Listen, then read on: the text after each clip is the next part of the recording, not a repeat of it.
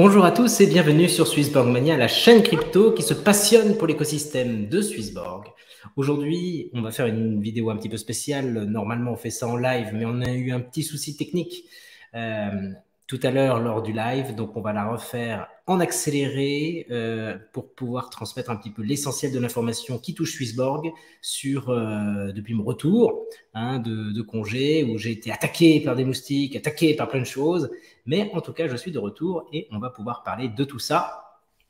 Vous voyez, on va parler de la Swissborg Premium League. C'est l'événement du moment sur Twitter, mais qui va peut-être réussir à émerger un petit peu partout. Pour l'instant, c'est très Twitter, mais j'espère qu'on va réussir à enflammer tous les réseaux sociaux. On va parler aussi un petit peu des thématiques et on va parler aussi de cette réflexion sur ce que j'appelle le hors-piste. Ce qui veut dire finalement gérer de la crypto soit par soi-même, soit en tentant au travers d'autres choses qui sont à l'extérieur de l'application. Et on va voir que ce n'est pas forcément quelque chose de simple et de sans risque. On commence tout de suite juste pour rappeler que nous sommes dans le On refait le POWO numéro 20 de l'année. C'est celui du 30 mai. Oui, puisque les POWO, c'est tous les mardis soirs avec Cyrus Fazel, le CEO de Swissborg, qui nous parle à 21h en direct. Donc, n'hésitez pas si vous avez l'opportunité de suivre ces événements-là en direct. Il y a énormément d'informations. Aujourd'hui, on va parler donc de plein de choses. On va commencer par la visibilité de Swissborg qui revient. Mais avant, je vous rappelle que si vous découvrez notre chaîne et si vous découvrez la crypto et que vous avez envie de vous lancer dans cette aventure, eh bien, la meilleure des applications, je le pense sincèrement pour le faire, c'est Swissborg. Vous avez ici un lien dans la description ou alors le flashcode pour pouvoir télécharger l'application et avoir le meilleur bonus du moment, à savoir jusqu'à 100 € en CHSV. Alors, on avance avec cette information. En fait, il y a une meilleure visibilité de Swissborg auprès du grand public, notamment par différentes actions, événements. Comme vous pouvez voir en haut, vous avez notre amie Elodie qui participe sur Rouge FM à l'émancipation, à l'information de la crypto en général auprès du public suisse. Vous avez ensuite dans la Suisse germanophone, dans les agences de post-finance, vous avez des écrans qui parlent de Swissborg, vous avez Cyrus et une bonne partie de l'équipe communication, et puis également Alex, et puis plein de monde qui était présent à Davos pour pouvoir parler un petit peu lors du World Economic Forum de la crypto en général et de comment Swissborg compte transformer la finance vers une approche beaucoup plus juste, beaucoup plus fair, beaucoup plus centrée sur les utilisateurs que ne peut l'être aujourd'hui le monde banquier financier traditionnel. Donc voilà, vous voyez, Swissborg est en mouvement. Il y avait également lors du Festival de Cannes des encarts publicitaires dans la ville de Cannes.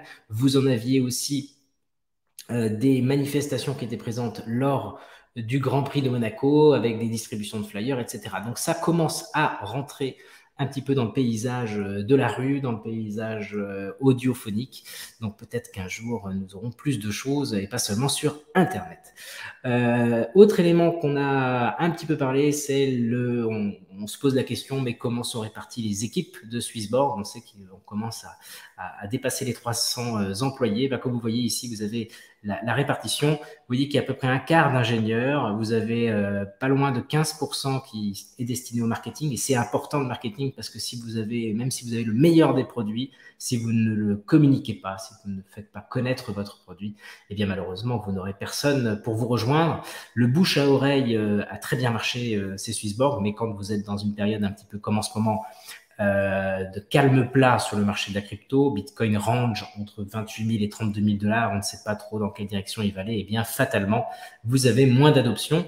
Donc, on a besoin d'outils marketing et de réflexion marketing, de stratégie. Et donc, tout ça, c'est cette équipe qui représente 14% des effectifs. Vous avez la corporate governance. Donc là, c'est tout ce qui est fonctionnement, la trésorerie, le management, le top décision et un comité exécutif aussi. Vous avez après tout ce qui est opération. Donc là, les dépôts, les retraits, etc. Donc là, vous avez 10% à peu près de la population. Vous avez la data qui permet d'anticiper un petit peu les changements futurs au sein des tokenomics, mais aussi tout ce qui se passe à l'intérieur de l'appli, comment les gens se comportent, qu'est-ce qu'ils font. Comment faire pour améliorer leur expérience. Tiens, ils ont tendance à revenir en arrière. Pourquoi est-ce qu'on ne pourrait pas simplifier le process? Il y a tout ça. Vous avez les équipes produits qui développent les nouveaux produits. On sait Passive Income, on connaît l'arrivée de futures thématiques. On parle aussi de l'arrivée de Premium. Et donc tout ça, c'est de la data, c'est des produits, c'est de la réflexion. Donc, on a des équipes qui sont dédiées à ça.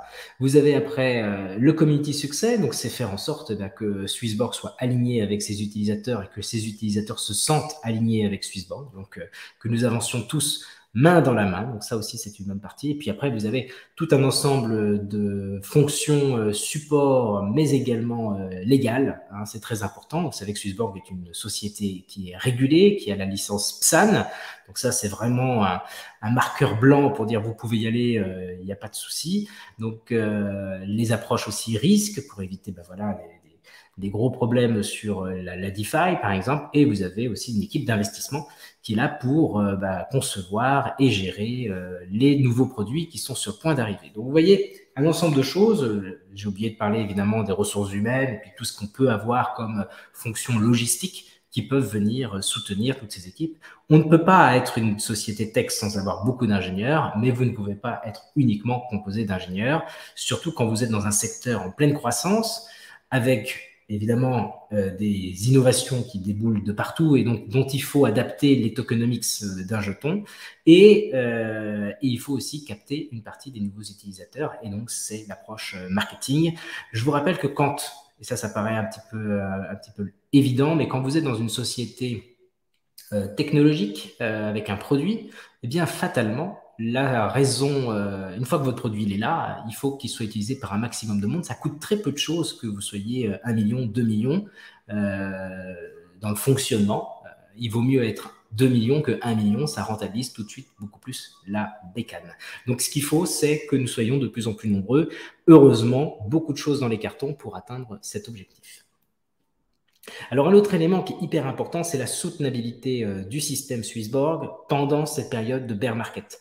On peut partir du principe que là, ces derniers temps, on est plutôt dans une tendance incertaine, peut-être stabilisation, peut-être que ça va descendre un peu plus bas. Cyrus, lors du Powo, expliquait qu'il y avait une moyenne mobile 150, je crois que c'était 150 jours, je pense que c'est ça, qui a été plusieurs fois un support. Elle est un petit peu en dessous de notre niveau actuel, donc on a encore un gros support pour nous soutenir et pour nous permettre d'aller plus haut, mais c'est pas impossible que le prix du Bitcoin descende encore un peu.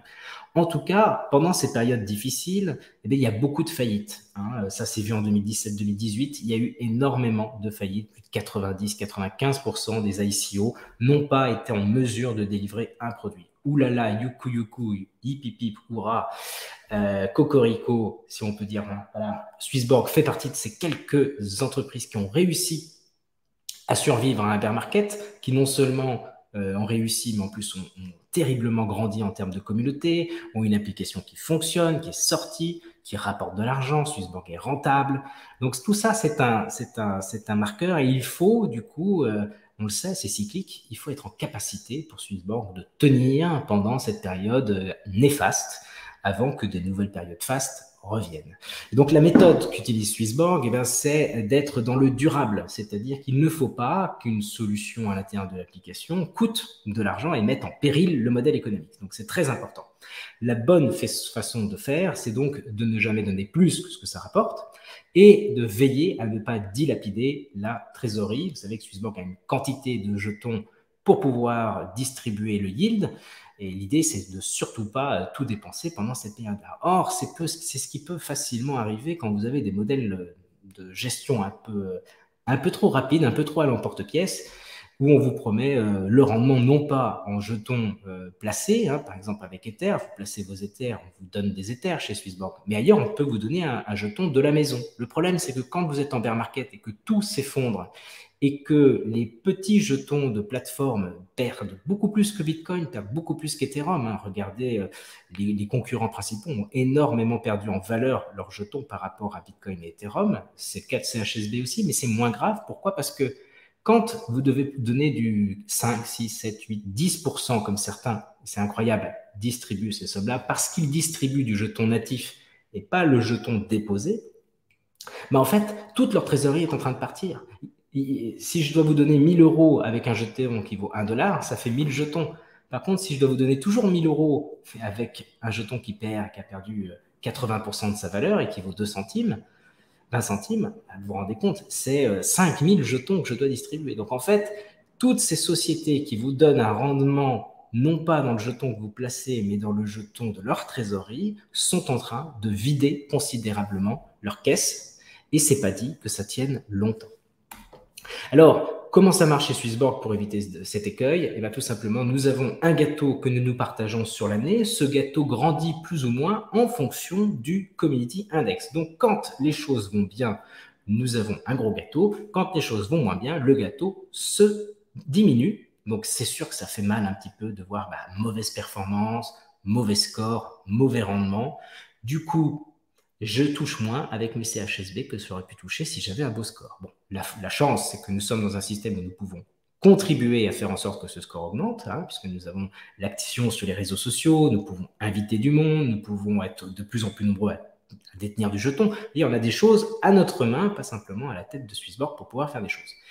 Mais il s'en empêche qu'en ce moment, voilà, c'est pas génial. Donc, on doit supporter le fait que le score est mauvais. Donc, quand le score est mauvais, on a des mauvais rendements. Mais ça veut dire aussi qu'on va distribuer, globalement, Swissborg va distribuer moins de jetons. En distribuant moins de jetons, les réserves baissent moins vite, ce qui fait que nous avons une trésorerie qui va être beaucoup plus longue à être consommée dans le temps. Et c'est ce qui va notamment nous permettre de tenir pendant un bear market qui pourrait durer encore 6 mois, 1 an, que sais-je. Pour Cyrus, on avait peut-être un horizon d'ici la fin de l'année. On sait qu'il y a Ethereum 2.0 qui pourrait sortir à la fin de l'année. On sait aussi que plus le temps passe et plus on a l'horizon du halving de Bitcoin qui pourrait redynamiser un petit peu tout ça. En tout cas, pour l'instant, c'est l'été. Les gens ont plutôt tendance à s'éloigner un petit peu des questions crypto, des questions placement en général, surtout qu'en plus, il y a un sentiment global avec cette inflation un petit peu latente de partout qui casse un petit peu la dynamique positive. Alors, je vais faire ici un petit shift pour un petit peu lancer la suite de la vidéo. Vous voyez, il va y avoir une approche un petit peu logique là-dedans. Et je veux mettre en avant le fait que personnellement, je suis un Bitcoin convaincu. Il n'y a aucun souci là-dessus. Je sais à quel point la fiat, c'est pas bon, c'est pas terrible, ça n'a aucun intérêt. Dès que j'en ai, j'essaye de m'en débarrasser, soit en consommant, soit en réinvestissant. C'est ma conviction. J'ai fait beaucoup de recherches sur la question. J'ai grandement étudié ce qu'était la crypto en général, comment fonctionnaient les marchés, qu'est-ce que c'est que l'investissement en général. Et j'en suis arrivé à la conclusion que pour moi, c'est mauvais. Pourquoi c'est mauvais? Principalement parce que c'est mal fait par design. Ça a été construit pour pas être performant. Ça a été construit pour perdre de l'argent. On a ici, et c'est pas de moi, mais c'est la Banque Centrale Européenne qui a fixé comme objectif que l'argent devait perdre de la valeur à raison de 2% par an tous les ans. Et c'est globalement ce qu'ils arrivent à faire. Tous les ans, votre argent perd 2% de sa valeur. Donc, vous aviez 100 en début d'année, à la fin de l'année, vous pouvez acheter comme si vous aviez 98. Et l'année d'après, c'est encore en baisse, 96, et puis 94, 92, etc., etc. Vous perdez tous les ans 2%. Et ça, c'est l'objectif. C'est pas ce qui est concret, c'est ce qu'ils veulent faire. Ils veulent que l'argent perde de sa valeur jour après jour, mois après année, année et décennie après décennie. Et au bout de 10 ans, vous aurez perdu quasiment 20% de votre argent. En 20 ans, vous en aurez perdu 30%, un tiers. Vous aurez perdu un tiers. C'est ça l'objectif principal, c'est encourager les gens à dépenser leur argent plutôt qu'à l'épargner, à le faire travailler. C'est ça leur objectif. C'est un monde où on est dans une roue de hamster, où il faut courir, toujours avancer, sans jamais se poser la question de où on va. Et cette façon de vouloir nous encourager implicitement par le système à consommer, c'est probablement ce qui amène notre monde à sa perte. Voilà. Donc il faut changer un petit peu le modèle. Le truc, c'est qu'on ne peut pas changer le modèle avec des gens qui sont là pour maintenir le système en place. D'accord? Ces gens-là jouent aux apprentis sorciers. Vous avez ici Janet Yellen, qui est la directrice de la Fed, c'est elle qui décide des taux directeurs, c'est elle qui, avec son petit tournevis, s'amuse à changer les paramètres du dollar, et ceci dans le but de maintenir le système en place, bien évidemment. Cette personne-là a reconnu qu'elle était complètement perdue, cette bonne femme. Elle a fait des études très, très savantes. C'est la personne la plus informée au monde. C'est peut-être même la personne la plus puissante au monde. Bon, ça se bat avec le président des États-Unis. Donc voilà. Cette personne-là ne sait pas et elle reconnaît qu'elle a tort. C'est déjà un beau point. Elle reconnaît qu'elle s'est trompée et qu'elle a créé notamment cette inflation gigantesque que nous allons voir dans un instant. Donc, il y a un vrai problème là-dessus. Les gens qui sont à la tête ne maîtrisent pas. Et chez nous, c'est pareil. On a cette magnifique Madame Lagarde qui ne comprend rien à la crypto ou fait semblant de ne pas vouloir comprendre, nous explique qu'il n'y a pas d'inflation, enfin du moins c'est ce qu'elle nous expliquait. Ensuite, elle nous dit non mais c'est temporaire. Et quand on lui dit c'est temporaire, ça va durer combien de temps? Ça va durer combien de temps? Parce que vous avez vu la courbe là, ça monte, ça monte, ça monte. Ça n'a pas l'air de s'arrêter. Et ce qu'elle nous explique, c'est ça viendra en temps utile. Et ça serait peut-être maintenant le temps utile. Mais en fait, ces gens-là, ils ont lancé un petit peu, je sais pas moi, un éléphant dans un truc de porcelaine. Ils ont bidouillé la machine et elle est devenue hors de contrôle. Je vais vous montrer pourquoi elle est devenue hors de contrôle. Ils font des prévisions. Ils ont plein d'outils, ils ont des simulateurs, et puis ils arrivent à la conclusion, voilà, l'inflation que nous devrions connaître dans les mois qui viennent est celle-ci. Eh bien, vous voyez, là, vous avez les différentes prédictions. Donc, la première qu'ils ont faite, c'est celle en rose.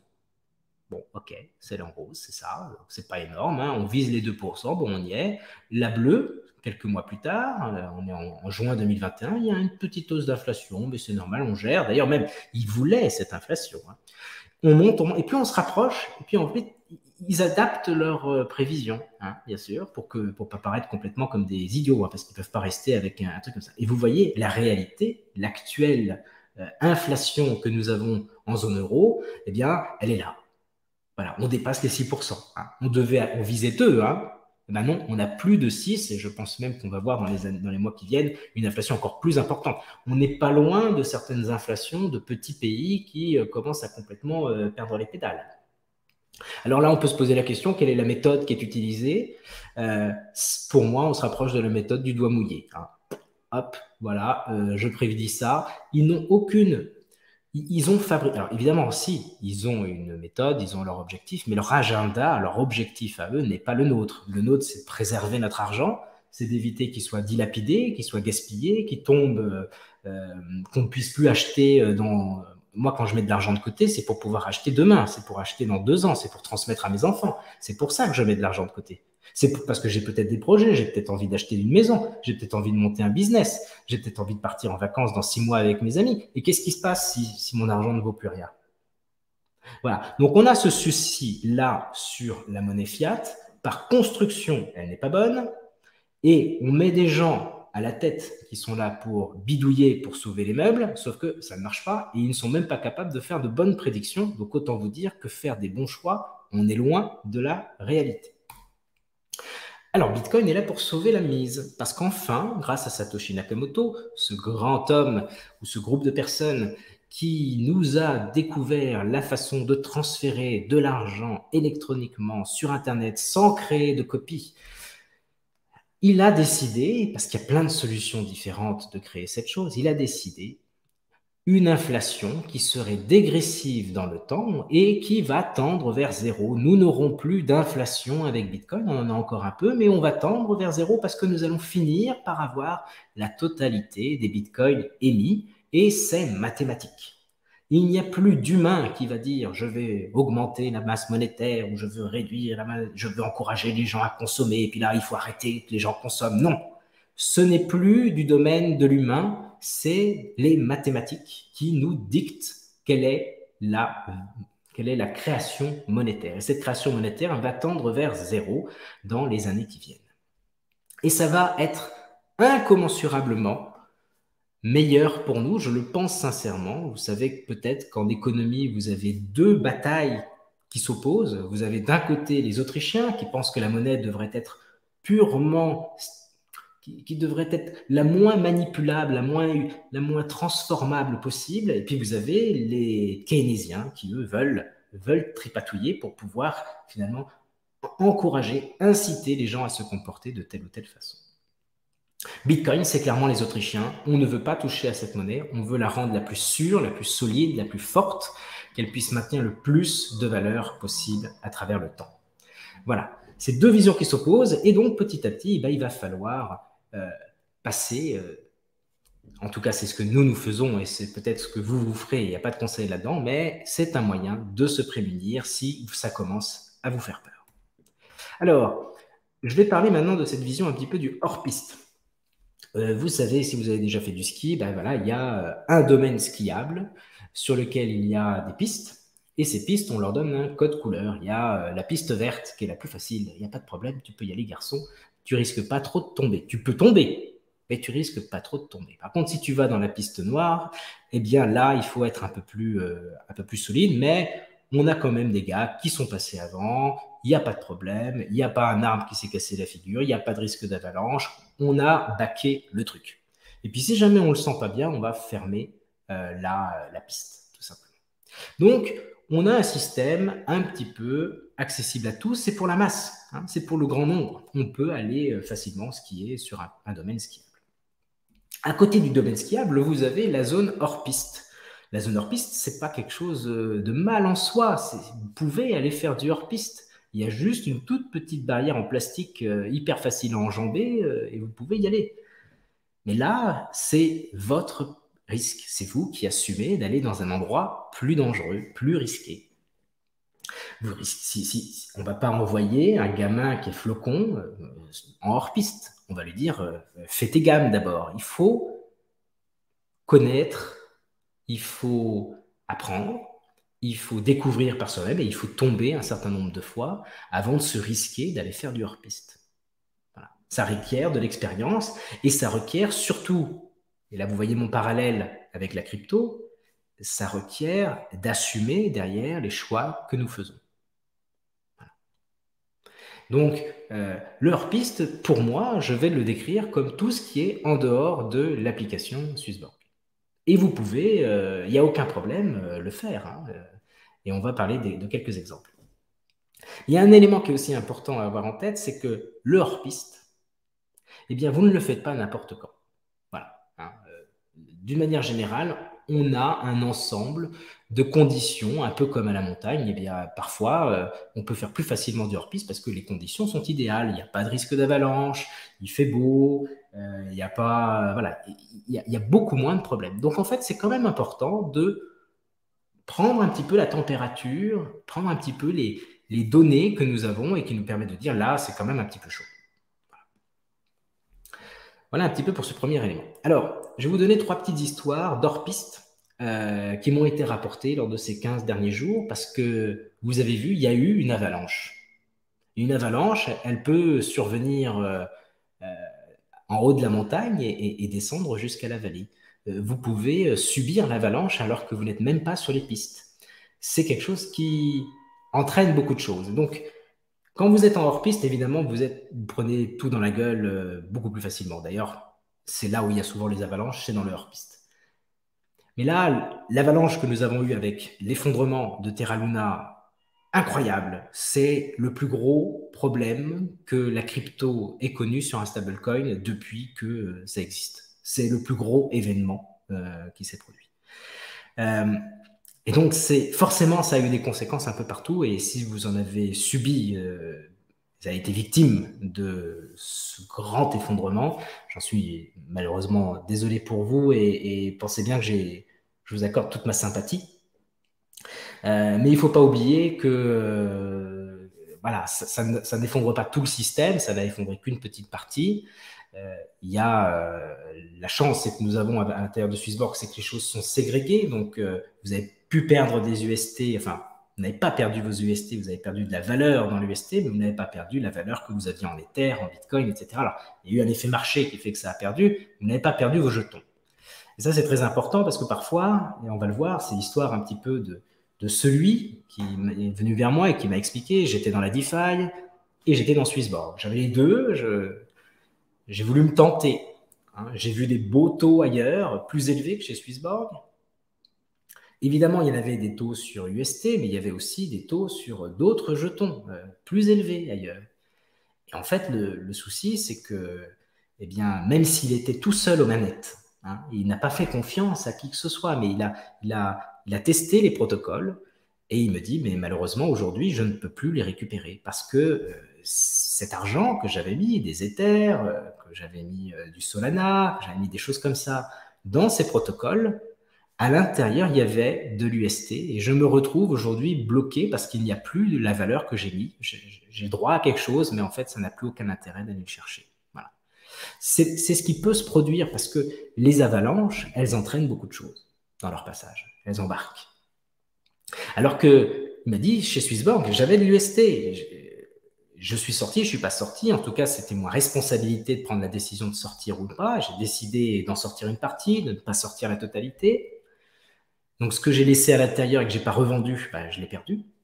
La valeur a baissé. Par contre, mes Ethers n'ont pas bougé. Mais il avait quoi? Il avait Pancake, il avait des trucs comme ça. Donc, là, ça n'a pas bougé. Ça a perdu en valeur, mais il n'a pas perdu ses jetons. Donc ça, c'est aussi important. Le hors-piste implique que l'on sache ce qu'on fait et qu'on sache comment débloquer une situation lorsqu'il y a un événement majeur qui se déclenche. Le deuxième élément, c'est le Ponzi. Lors des événements avalanches comme ça, il y a malheureusement des effets collatéraux et tous ces systèmes qui tiennent parce qu'on est en bull market ou tiennent parce qu'il y a une illusion, à un moment donné, quand cette illusion tombe, eh bien malheureusement, le système s'effondre. Et la plateforme qui vous disait vous avez tant, eh bien, elle ne répond plus, elle bloque même votre épargne pour certains, et même finalement pour tous, et vous n'avez plus accès à votre argent. Donc ça, c'est arrivé aussi. Alors, ce n'est pas arrivé, enfin, on ne m'a pas rapporté ça pendant l'avalanche, mais on m'a rapporté ça pour quelques événements précédents, où malheureusement, la personne avait transféré de l'argent sur cette autre solution. On lui a mis en avant que, regarde les super rendements, tu te fais avoir avec Swissborg, qui te propose un rendement minable, ce qui est complètement faux, hein. Parce que nous, on donne le vrai rendement, mais eux, ils te boostent le rendement parce qu'ils prennent l'argent des nouveaux pour te payer. Et puis, à un moment donné, quand il a voulu sortir ses sous, eh ben, plus personne. Voilà. Donc, ce que je vous invite à faire, les amis, c'est quand vous parrainez quelqu'un dans l'application, bah, dis-lui, essaye de retirer l'argent. Rien que ça, 80%, 90% des Ponzi vous empêchent de retirer l'argent. Ils vont vous demander 3 mois, 6 mois de blocage pour pouvoir sortir vos sous. Et puis, vous avez le dernier cas qui m'a été rapporté, c'est le pauvre ami qui avait un rendement. Alors, on lui proposait un super rendement. La plateforme est à peu près solide. On ne va pas dire que c'est un Ponzi, ou en tout cas, ce n'est pas déclenché comme un Ponzi. Sauf que le rendement, il n'était pas versé dans le monnaie classique. Il a mis des bitcoins, il ne touchait pas des bitcoins, il touchait un truc, le jeton de cette fameuse plateforme. Et en fait, arrive un moment où, et ça je rentrerai un peu plus dans le détail de ce type de propositions qui peuvent être alléchantes à côté, eh bien, on vous donne un rendement dans un jeton qui n'est pas celui que vous voulez celui que vous avez choisi. Hein. Et il vous donne, mettons, le jeton XYZ, et ben, il se trouve que ce jeton XYZ, à un moment donné, les gens n'ont plus confiance, et toute l'accumulation de jetons XYZ que vous avez eu, eh bien, en fait, a perdu 80, 90%, 95% de sa valeur, non pas par rapport à l'euro ou au dollar, mais par rapport aux jetons que vous avez placés. Et donc, c'est ça qui est terrible. C'est qu'en fait, vous avez un ensemble de pièges qui existent autour de vous, qui sont pour moi le hors-piste. En fait, ce n'est pas naturellement mauvais, comme je le disais tout à l'heure. Ça peut être très bien. Il faut juste savoir ce que c'est. Il faut avoir une petite connaissance. Il y a des gens, j'en connais, qui vont dans les Ponzi. Ils y vont en connaissance de cause. Ils se disent, non mais moi, j'arrive au début, et puis très vite, je sors. Hein, je prends le rendement qu'on m'offre, et puis au bout de 3 mois, tout de suite, je sors, et ils se font un petit peu d'argent comme ça. Et de temps en temps, comme ils sont sur une dizaine, une quinzaine, et ben, ils croisent les doigts et ils espèrent qu'ils sortiront plus souvent qu'ils ne se feront avoir. C'est une technique. Il y a des gens, ils sont dans la DeFi, ils tradent, nanana, et puis ils sont là, ils savent que de temps en temps, il faut être prêt à dépenser 1 000 € pour sortir. Attends, mais ce sont des gens aguerris, ils font de la piste noire, vous voyez, ils vont même au-delà de la piste noire. Donc c'est ça le sujet. Donc il y a cet ensemble de hors-piste qu'il faut avoir en tête. Alors, nous, chez Swissborg, j'ai noté plusieurs points qui nous amènent à penser que nous, c'est beaucoup plus solide. Un, il y a le fait qu'on est là depuis longtemps. On a toujours mis en avant une approche éthique durable. On est là pour rester.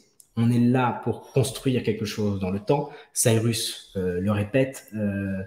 Je pense que c'est rare de voir un dirigeant d'entreprise qui porte à ce point-là la mission, la vision et l'envie d'embarquer les utilisateurs avec lui.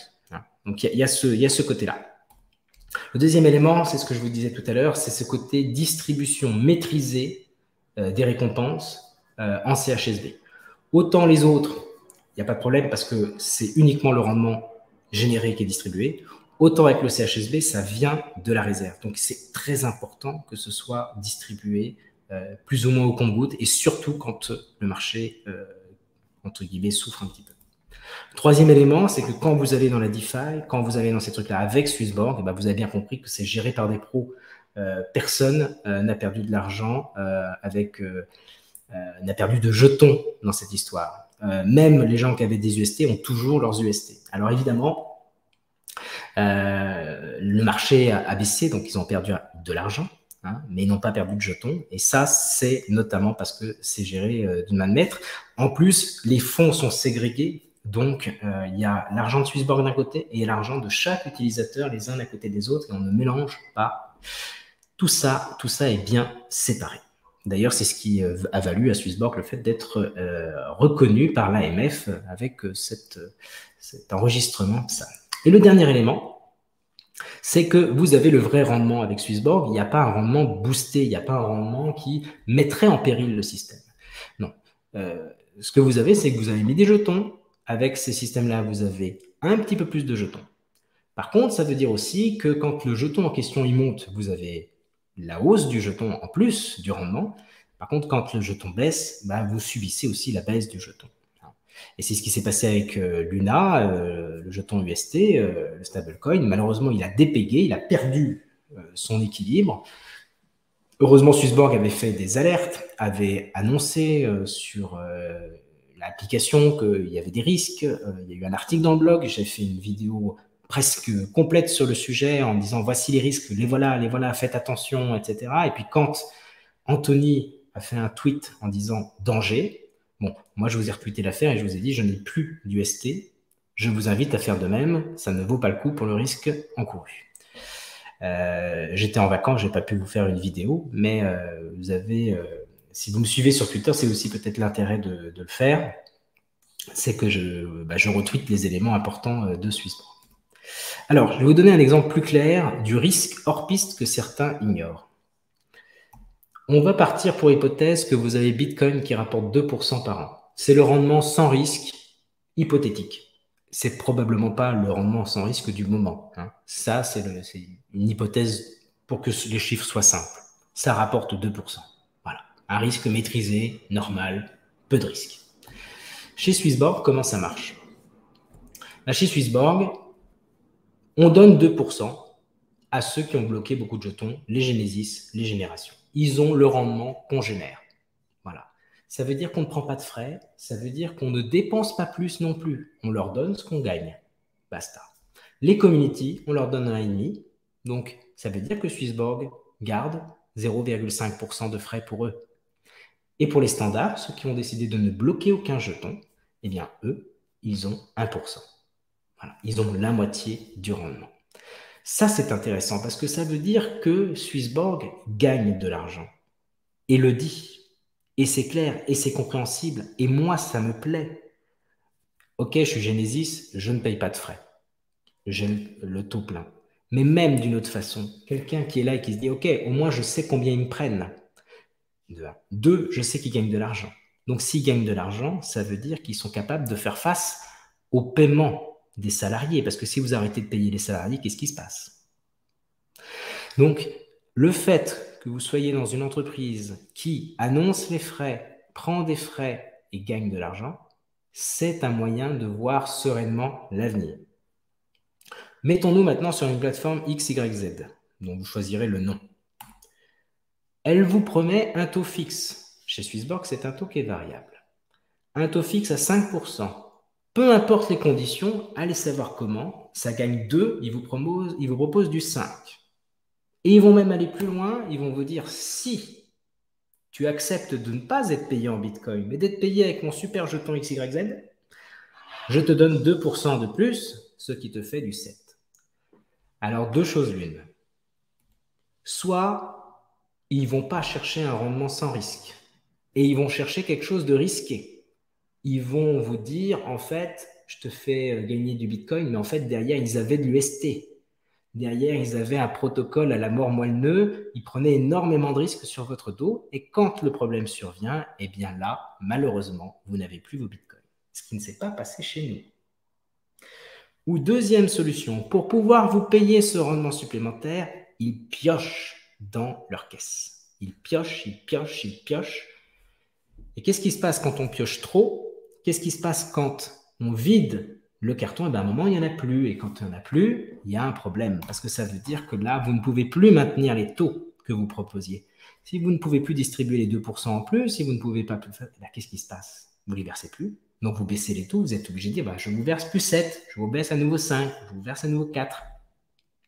Quelle est la conséquence d'un produit où on vous dit du jour au lendemain, je baisse les rendements?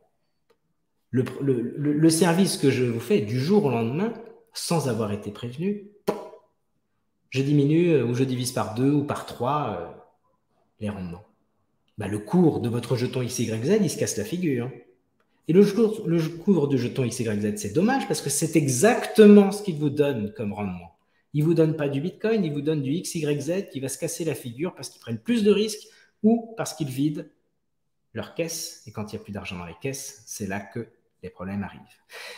Parfois, les problèmes arrivent avant même que la caisse soit vide parce qu'il y en a qui savent qu'il y a un problème et qui vendent avant et ça accélère le problème.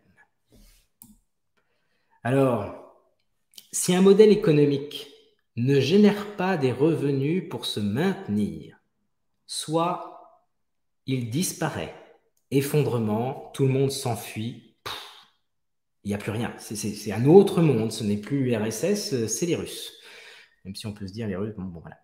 Ou alors, ils changent les règles de force. Vous n'avez pas votre mot à dire, ça change, c'est du jour au lendemain, clac, et ça a un impact direct sur la valeur de votre épargne. Ça ne peut pas tenir autrement. C'est une course en avant, c'est la roue du hamster, ça tient, ça tient, ça tient jusqu'à ce que ça ne tienne plus. Alors, quand je vous ai dit tout ça, qu'est-ce qu'on peut retenir? On peut retenir une chose, c'est que oui, les amis, la monnaie fiat dans laquelle on est, ça ressemble à cette roue de hamster aussi.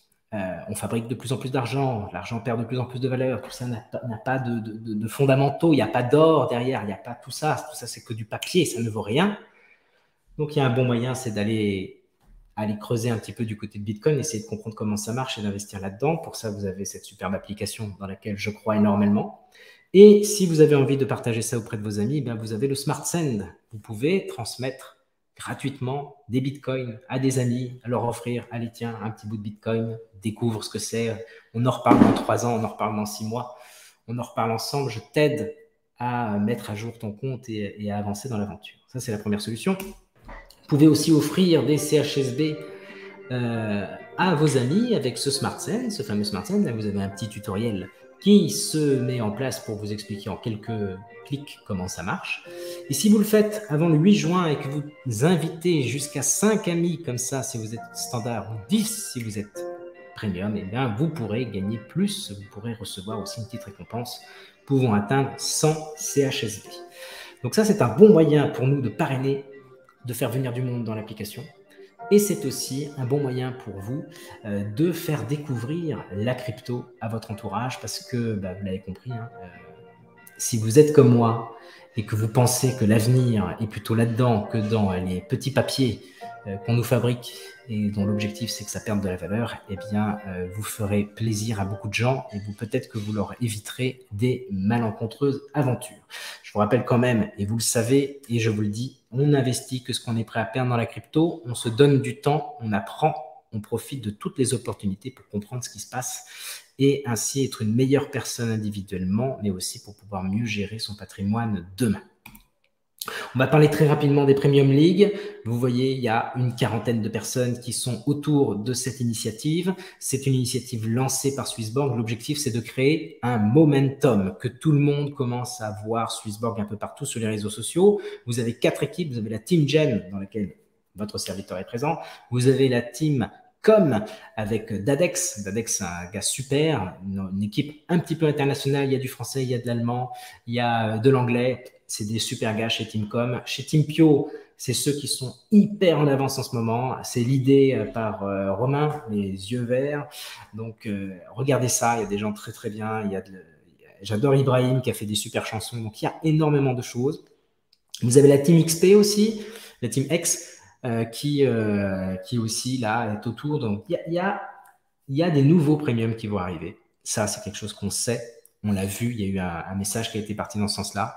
Les amis, ça va venir, je ne sais pas quand.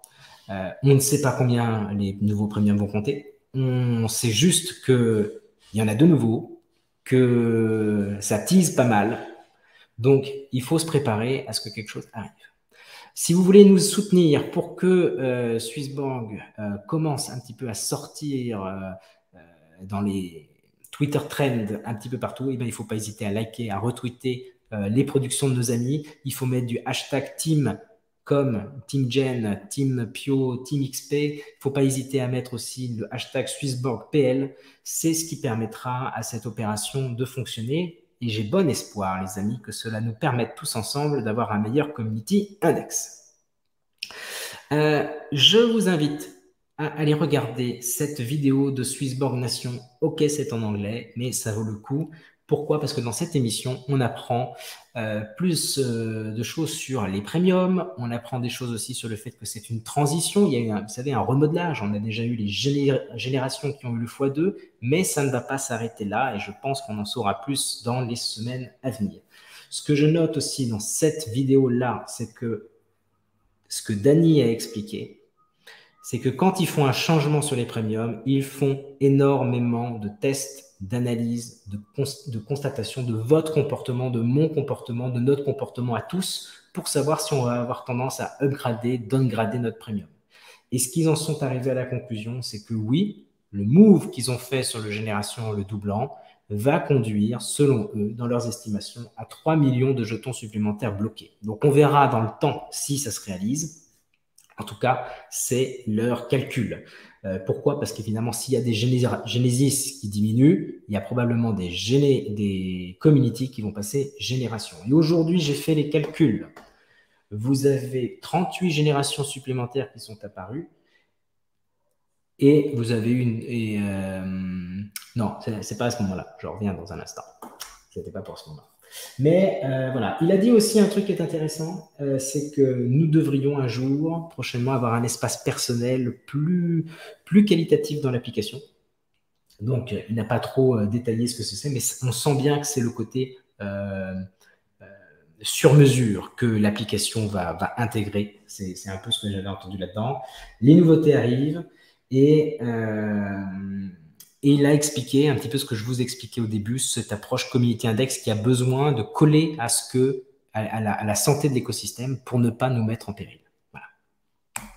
Je poursuis avec les 2 nouveaux articles que Swissborg a lancés. Donc déjà, les thématiques, très intéressants. Toujours rappel que c'est en 3 clics que l'on pourra acheter un lot de jetons de manière simple. On pourra acheter ça potentiellement à notre main, c'est-à-dire que potentiellement, certains pourraient créer leur propre thématique sur mesure. Donc, à voir comment ça se passera. Et vous avez le rééquilibrage. Dans le rééquilibrage, ils ont donné 3 informations qui, pour moi, sont capitales. 1, c'est que le rééquilibrage se fera de manière automatique. Évidemment, on ne va pas s'embêter à faire ça manuellement. Mais ce qui est bien, c'est qu'il y aura soit parce que un actif du lot aura monter ou diminuer. Hein. Donc, régulièrement, on regarde, ah tiens, ça a pris 10%, je sécurise, par exemple. Première solution. Deuxième solution, c'est tous les 6 mois, ou enfin toutes les semaines ou tous les 15 jours, automatiquement, je regarde et je rééquilibre à l'intérieur du pool. Ou troisième solution, c'est un truc hybride. C'est dès que le temps s'est écoulé ou qu'il y a eu un mouvement à la hausse ou à la baisse de X%, à ce moment-là, il y a rééquilibrage. Je vous invite à regarder ces deux articles qui sont dans le blog parce que je pense que ça donne une bonne vision de ce qu'on peut attendre de tout ça. Le CHSB sera-t-il présent dans tous les thématiques? Est probablement une question que vous posez. A priori, il ne sera pas présent partout. Pourquoi? Parce qu'il faut que ça ait du sens. On ne vend pas notre jeton, on vend les services de l'application. Il faut par contre derrière que tous les thématiques profitent au CHSB. On peut imaginer qu'il y aura à la marge des frais, on peut imaginer qu'il y aura des performances qui seront captées par le CHSB. Donc, c'est toute la logique qui est derrière. Donc, plus d'informations à venir. On attend, on n'a pas de date hein, pour ça. On nous a dit que les thématiques pourraient arriver cet été. Dernière chose que je voulais parler, c'était des métriques. On va vite aller voir ça. Hop, on va changer d'écran. Hop, hop, hop. Ok, nous voici ici. Je suis sur 90 jours d'historique. Là, vous avez le grand moment avec cette avalanche hein, qui a déclenché énormément de mouvements dans l'application. Nous avons tous été très réactifs. Enfin, globalement, nous avons été réactifs. Vous voyez, 450 millions de volumes sur une semaine. C'est le record, je pense. Vous avez ensuite, au niveau des premiums, une petite baisse ici qui s'explique principalement parce que nous arrivons à la fin des 1 an des premières générations qui peuvent sortir. J'ai fait les calculs, et c'était ça que je voulais vous dire tout à l'heure.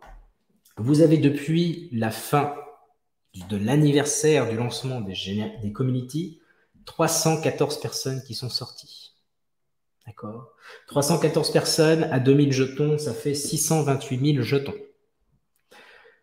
Mais dans le même laps de temps, vous avez 38